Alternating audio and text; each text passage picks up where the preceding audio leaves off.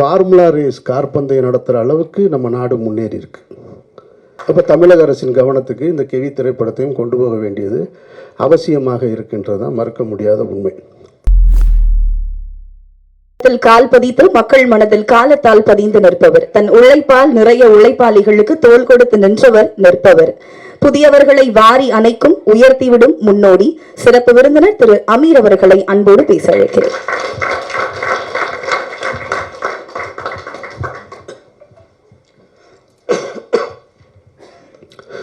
அரங்கத்தில் இருக்கும் அனைவருக்கும் இறைவன் புறத்திலிருந்து சாந்தியும் சமாதானம் உண்டாகட்டும். இந்த கெவி திரைப்படத்தின் அறிமுக விழா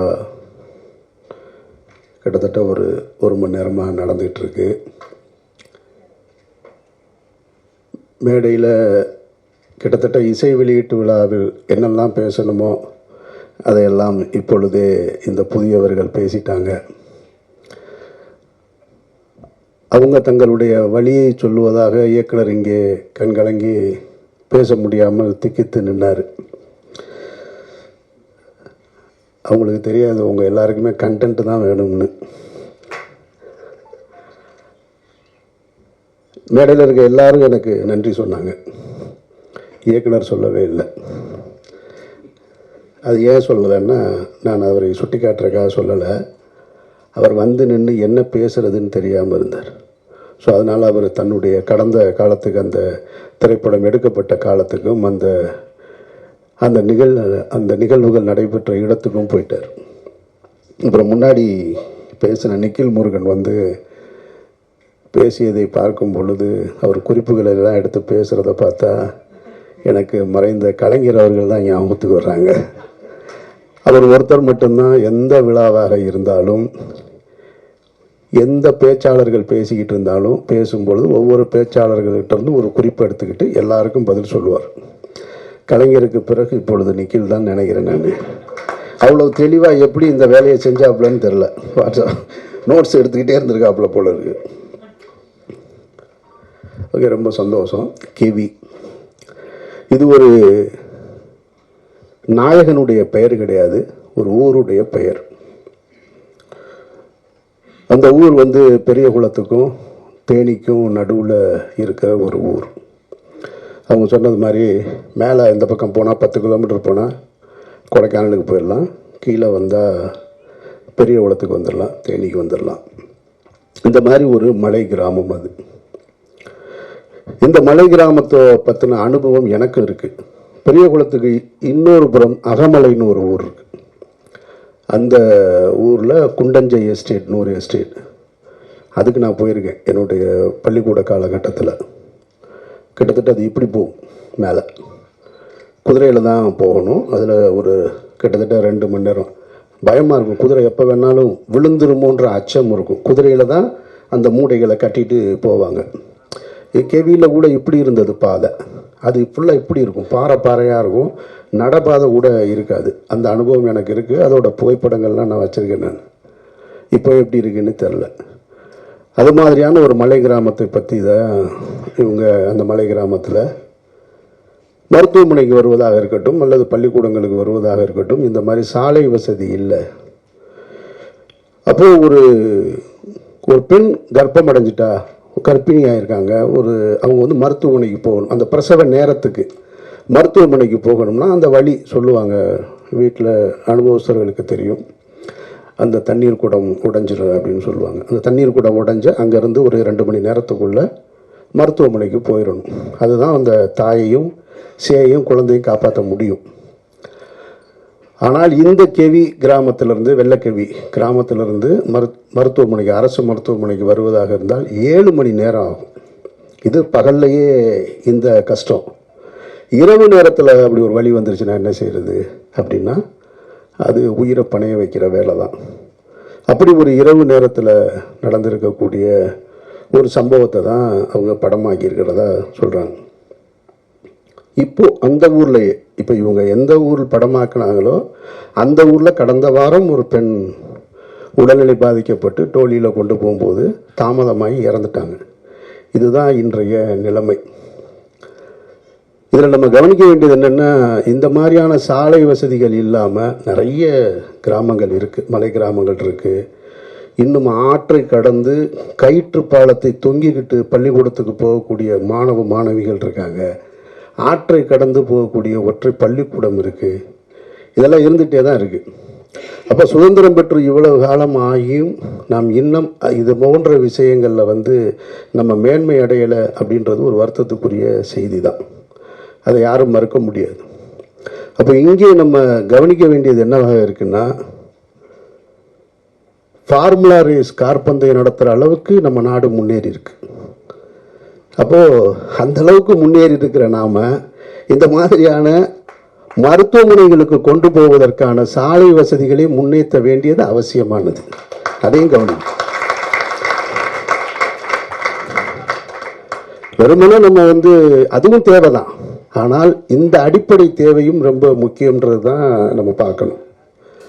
அப்போ அப்படி ஒரு சூழலில் தான் அவங்க ஏன் அவங்கக்கிட்ட அந்த வழியை சொல்கிறேன்னு எல்லாரும் சொன்னாங்க, ஊடக நண்பர்களை பார்த்து சொல்கிறாங்கன்னா, இந்த செய்தியை நீங்கள் கடத்தணும், அரசுக்கு கொண்டு போய் கடத்தணும் அப்படின்றது தான் அவங்களுடைய நோக்கம்.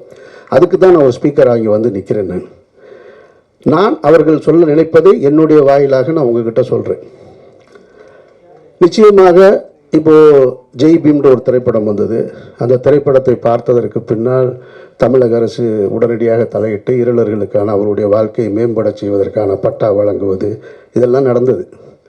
அது மாதிரியாக கேவி திரைப்படமும் ஒரு சூழலை ஏற்படுத்தும், அவர்கள் வாழ்க்கையில் மாற்றத்தை ஏற்படுத்தும்னா அப்படி ஒரு சூழல் நடக்கணும்னு நானும் வேண்டிக்கிறேன். உங்களுக்கு அந்த நன்றியை செலுத்துகிறேன்.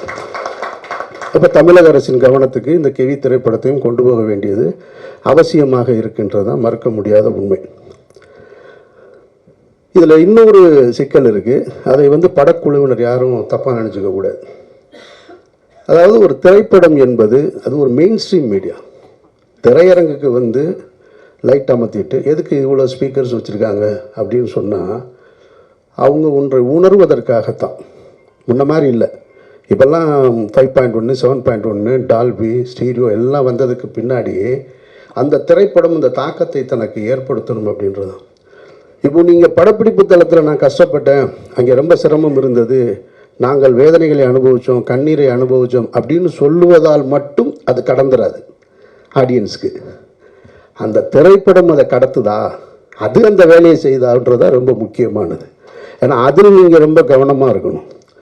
நீங்கள் ஒரு இண்டிபெண்டன்ட் ஃபிலிம் மேக்கர்ன்றீங்க, அப்புறம் எல்லாருமே நாங்கள் எல்லாமே புதியவர்களாக இருந்தோம்னு சொல்கிறீங்க. கேட்குறதுக்கு நல்லா இருக்குது, படம் பார்க்குறதுக்கு நல்லா இருக்கணும். அது ரொம்ப முக்கியம்.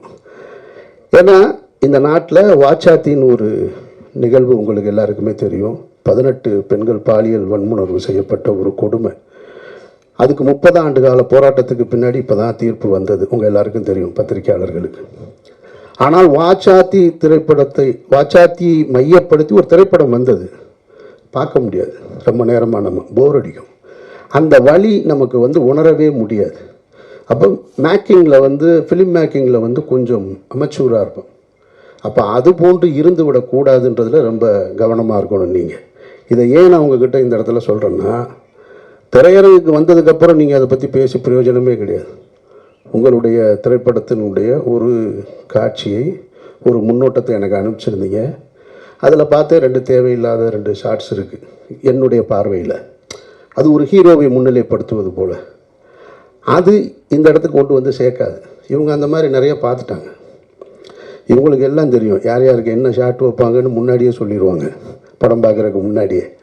அதனால் அதையெல்லாம் தவிர்த்துட்டு நீங்கள் படம் முடிகிறதுக்குள்ளே, படம் காப்பி ரெடியாக ரிலீஸ் பண்ணுறதுக்குள்ளே ஒரு தடவை இப்போ என்னை இந்த விழாவுக்கு அழைத்தது போல் உங்கள் பிஆர்ஓ மூலமாக இன்னும் சில நல்ல இயக்குநர்கள் இருக்காங்க, அவர்களை அழைச்சி படத்தை போட்டு காமிச்சு, சார் இதில் எந்தெந்த இடம் வீக்காக இருக்குது, இல்லை எதை எப்படியாவது என்ஹான்ஸ் பண்ண முடியுமா, தேவையில்லாத காட்சிகள் எது ரிப்பீட் மோடில் இருக்குது, இதையெல்லாம் பார்த்து கொண்டு போய் சேர்க்க வேண்டியது உங்கள் பொறுப்பு.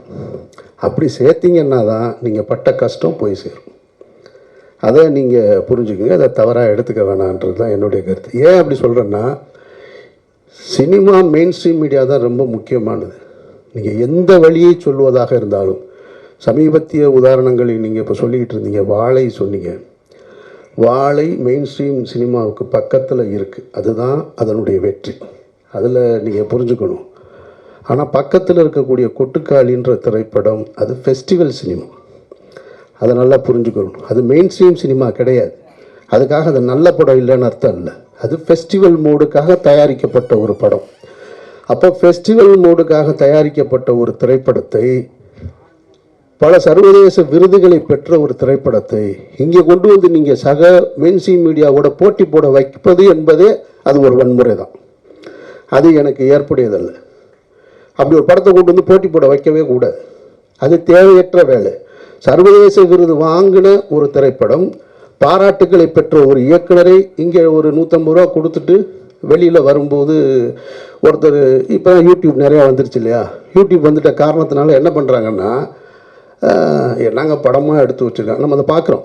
2 நாளாக நான் பார்த்துட்ருக்கேன். அந்த டைரக்டரை பார்த்தா நான் வெட்டுவேன், அடிப்பேன் அப்படின்லாம் சொல்கிறேன். அவருக்கு யார் அந்த உரிமை கொடுத்தது?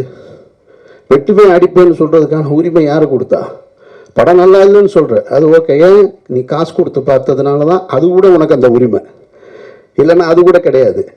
அப்போது தேவையற்ற முறையில் என்னை பொறுத்த மட்டும் நான் கொட்டுக்காளி திரைப்படத்தை நான் எடுத்திருந்தேன், தயாரிச்சிருந்தேன் அப்படின்னா நான் தியேட்டருக்கே கொண்டு வந்திருக்க மாட்டேன். அதை வணிக நோக்கத்தில் கொண்டு வந்து திணிக்க வேண்டிய அவசியம் இல்லைன்னு நான் நினைக்கிறேன். அது அவசியமற்றது. அது சர்வதேச திரைப்பட விருதுகளை பெற்றிருக்கு. அந்த கண்ணியத்தை அப்படியே கொடுத்துருக்கணும். அதனுடைய தயாரிப்பாளர் ஒரு பிரபல நடிகராக இருக்கிறாரு. அவர் நிச்சயமாக அவருடைய இன்ஃப்ளூயன்ஸை வச்சு அவர் ஓடிடி தளத்துக்கு வித்திருந்திருக்காங்க. அதோட போட்ட முதலீடை எடுத்துட்டு பிரச்சனையை முடிச்சிருந்தா தேவைப்படுறவங்க அந்த படத்தை போய் ஓடிடியில் பார்த்துருப்பாங்க. இப்போ நீங்கள் கொண்டு போய் 1000 ரூபா பணத்தை கொடுத்துட்டு குடும்பத்தோடு போய் எனக்கு பாட்டு இல்லை, ஓப்பனிங் சீன் இல்லை, மியூசிக் இல்லை, இன்டர்வல் பிளாக் சரியாக இல்லை, எண்டு ப்ராப்பராக இல்லைன்னு சொல்ல வேண்டிய அவசியம் எங்கே ஏற்படுது? நான் பாக்கெட்லேருந்து காசு எடுத்து கொடுக்கும்போது வருது. அப்போ அது தேவையற்றது. அப்போ மெயின் ஸ்ட்ரீம் சினிமாவுக்கு என்ன சொல்லணும், ஃபெஸ்டிவலுக்கு என்ன சொல்லணுன்றது நம்ம தெரிஞ்சு வச்சுக்கணும். அதை விட்டுவிட்டு நான் ஃபெஸ்டிவலுக்கு எடுத்த மூடில் படத்தை எடுத்துட்டு நாளைக்கு கெவியாக கூட இருக்கலாம், இதே படத்தை கொண்டு வந்து நீங்கள் மெயின் ஸ்ட்ரீமில் கொண்டு வந்து வச்சுட்டு என்ன ஆடியன்ஸ் பார்க்க மாட்டேன்றாங்க அப்படின்னு சொல்லக்கூடாது. அது ஏற்புடையது கிடையாது. அந்த வகையில் ஏன்னா அதுதான் சமீபத்திய உதாரணமாக தான் நான் அதை வச்சு தான் இந்த கெவியையும் சொல்கிறேன். அந்த மாதிரி உங்களுடைய திரைப்படத்தையும் அதுபோல் மக்களுக்கு கொண்டு போய் சேர்க்கக்கூடிய திரைப்படமாக ஆக்கித்தர வேண்டிய பொறுப்பு உங்களுக்கு இருக்குது. அப்புறம் இங்கே நிறைய இருக்குது. இந்த மாதிரி சாலை வசதி இல்லாமல் இந்தியா ஏசியன் கேம்ஸ் நடத்துறது, அப்புறமா இன்னும் அடுத்து ஒலிம்பிக் கூட கேட்டிருக்காங்களாம். இவங்க ஒலிம்பிக்கு கேட்டிருக்கதா சொல்கிறாங்க. ஆனால் வெளிநாட்டு அதிபர்கள் வரும்பொழுது குடிசையை பூரா பச்சை போட்டு மறைப்பாங்க, நெட்டு போட்டு மறைச்சிக்கிட்டு இருப்பாங்க. ஆனால் இவங்க ஒலிம்பிக் ஆசியன் கேம்ஸ் நடத்துறதுக்கு கிராமங்களை உருவாக்கணும். அப்போ அதுக்கு ஒரு கிராமங்களே உருவாக்குறாங்க. ஒரு விளையாட்டுக்கு ஒரு கிராமங்களை உருவாக்குகிற ஒரு நாடு உண்மையான கிராமத்திற்கு சாலை வசதி ஏற்படுத்தி தர வேண்டும் என்பது மிக மிக அவசியமானது. அதை நம்ம கேட்க வேண்டிய பொறுப்பு நமக்கு இருக்குது. அதை இந்த திரைப்படத்தின் மூலமாக நீங்கள் கேட்டதா நான் உணர்றேன். நான் அப்புறம் இந்த படத்தின் தயாரிப்பாளர் இங்கே ஒன்று சொல்லும்போது சொன்னார், என்னை எதுக்கு நடிகை கூப்பிட்டாங்கன்னு தெரிலன்னு. அவர் இயக்குனர் ரொம்ப புத்திசாலித்தனமான வேலையை தான் செஞ்சுருக்கார். நான் நம்புகிறேன். நான் எனக்கு தெரியும் இந்த மாதிரியான திரைப்படங்களை எடுக்கும்போது ஒரு ஆர்வத்தில் எடுத்துருவாங்க. அப்புறம் ரிலீஸ் டைமில் வரும்பொழுதே போப்பா ஒன்றும் பிஸ்னஸ் இல்லை, அது இல்லை. அப்புறம் நீங்கள் சொன்னீங்க வியாபாரத்துக்கு உண்டான முகங்கள்னு. அப்படிலாம் முகம்லாம் இல்லைங்க. எந்த முகம் நடித்தாலும் வியாபாரம் இல்லை. அது வேறு பிரச்சனை. அவர் தெளிவாக தேர்ந்தெடுத்திருக்காரு. சரி, குறைந்தபட்சம் இவர் கதாபாத்திரமாக போட்டோம்னா தேட்டர் வரைக்கும் நம்ம கூட நிற்பார். அது ஒரு சாதுரியம்தான். அது தப்புன்னு சொல்ல முடியாது. அது ஒரு புத்தி சாதுரியம் தான். அதை சரியாக செய்யும் பொழுது அவரும் பயனடைகிறாரு, நீங்களும் பயனடைகிறீங்க. ஸோ அதனால் எல்லாமே சரியான நிகழ்வாகத்தான் நடந்திருக்கிறதா நம்ம பார்க்குறோம். மற்றபடி உங்களுடைய உழைப்பு, நீங்கள் கண்ணீர் சிந்த வேண்டிய அவசியம் இல்லைன்னு நான் நினைக்கிறேன். நான் ரொம்ப மெனக்கெட்டிருக்கீங்க. ஒரு டீம் கஷ்டப்பட்டு வேலை செஞ்சுருக்கீங்க. உங்களுடைய கஷ்டம் எல்லாமே மைக்கில் பேசுகிறதுனால எதுவும் சரியாயிடாது. நீங்கள் பட்ட கஷ்டம் இன்னொருத்தவங்களுடைய கஷ்டத்தை பொது சமூகத்துக்கு சொல்வதற்காக பட்ட கஷ்டம். ஸோ அந்த கஷ்டம் திரையரங்கில் சரியாக நான் பார்த்த ஃபஸ்ட்டு இப்போ 2 ஷாட்டு போட்டிங்க பாருங்கள். அந்த ஷாட்டு பேசுது அந்த ஊர் என்னன்னு அப்படின்றது. எனக்கு இப்போ பார்த்த உடனே என்ன தோணுது, சரி இந்த கதையை எடுத்துகிட்டு நம்மள்கிட்ட வராமல் போயிட்டாங்களே, இவங்க எடுத்துகிட்டு வந்தால் எடுத்து கொடுத்துருப்போமே அப்படின்னு தான் தோணுது. சார் நான் வந்து நகரத்தில் வளர்ந்தவன், நான் மதுரைன்ற நகரத்தில் வளர்ந்தவன். எனக்கு கிராமங்கள் தெரியும். ஆனால் கிராமத்தில் இருக்கக்கூடிய வழி என்னன்றது அவங்களதெல்லாம் அதெல்லாம் அவ்வளோலாம் நான் வளரலை. நான் ரொம்ப சின்ன வயசில் ரொம்ப ஜாலியாக சுற்றிக்கிட்டு இருந்த பையன். நான் காலேஜ் வர வரைக்கும் ரொம்ப ஜாலியாக இருந்தேன் நான். அதனால் நான் பார்த்த விஷயங்களே அங்கங்கே அந்த கிராமம் அது இதுன்னு எனக்கு இருக்கிற சினிமா அனுபவத்தை வைத்து, நான் பார்த்த சினிமா அனுபவத்தை வச்சு எனக்குன்னு ஒரு கதையை உருவாக்கி நான் திரைப்படம் எடுத்துகிட்ருக்கேன். இது நான் பார்க்கல. இப்போ இந்த ஃபஸ்ட்டு ஷாட் பார்த்த உடனேயே ஆகா நம்ம பண்ணியிருக்கலாம் இந்த படம் அப்படின்னு தோணுச்சு. அப்போது நம்ம கடைசியாக வந்து சேர்க்கிறதை விட முதல்லையே நீங்கள் யாரையாவது சந்திச்சிருந்தால் இன்னும் சரியாக கூட வந்திருக்கும்னுன்றது. எதுவாக இருந்தாலும் நீங்கள் சரியாக பண்ணியிருக்கீங்கன்னு எனக்கு நம்பிக்கை இருக்குது. அந்த ஷாட்டு பார்க்கும்போது முழு படமும் அந்த உணர்வை எனக்கு கொடுத்துருச்சுன்னா நீங்கள் வெற்றி அடைஞ்சிட்டீங்கன்னு அர்த்தம். உங்களுடைய வெற்றி என்பது அரசின் காதுகளுக்கு போய் கேட்டும். எப்படி ஜெய்பீம் திரைப்படத்தை வந்து இந்த மாநிலத்தின் முதல்வர் பார்த்தாங்களோ அதுபோல் உங்களது இந்த திரைப்படத்தையும் படம் நல்லா இருந்துச்சுன்னா பத்திரிகையாளர்கள்ட்ட உங்கள்கிட்ட அன்பாக கேட்டுக்கிறேன், இந்த படம் என்னைக்கு ரிலீஸ் ஆகுதோ காப்பி ரெடி ஆகுதோ அதை பார்த்துட்டு உங்களுடைய விமர்சனங்களில் இந்த திரைப்படத்தை தமிழகத்தின் முதல்வர் பார்க்க வேண்டும்னு கடைசி வரியாக கோடிட்டு எழுதுங்க. இது வரைக்கும் நீங்கள் செஞ்சுருக்க மாட்டீங்க. முதல் முறையாக செஞ்சு பாருங்கள். அதற்கு தகுதியாக இந்த படம் இருக்குமானால் சொல்லுங்கள். ஒருவேளை குறிச்சு 1-2 சின்ன சின்ன குறைகள் இருந்தால் கூட மன்னிச்சு விட்டுருங்க. புது டீம் தானே, அதனால் மன்னிச்சு விட்டுட்டு இந்த செய்தியை கொண்டு போய் அரசின் கவனத்துக்கு சேருங்க. ஒருவேளை தமிழக முதல்வரோ அன்றைக்கு இன்னைக்கு இருக்கக்கூடிய அமைச்சர்களோ இந்த படத்தை பார்த்துட்டு அந்த சாலை வசதியை ஏற்படுத்தி கொடுத்தாங்கன்னா அந்த மாற்றம் உங்களால் நிகழ்ந்தது வல்ல இறைவனால் நிகழ்ந்ததுன்னு நானும் நம்பிக்கையோடு காத்திருக்கிறேன். இந்த விழாவுக்கு அழைத்ததற்கு நீங்கள் எல்லாரும் வந்து நின்று இந்த படத்தை பற்றி மக்களிடத்தில் கொண்டு போய் சேர்க்கறதுக்கு என்னுடைய நெஞ்சார்ந்த நன்றி. Thank you so much for your valuable feedback and input, sir. So, விழாவை சிறப்பித்த சிறப்பு விருந்தினர்கள் திரு அமீர் அவர்களுக்கும் திரு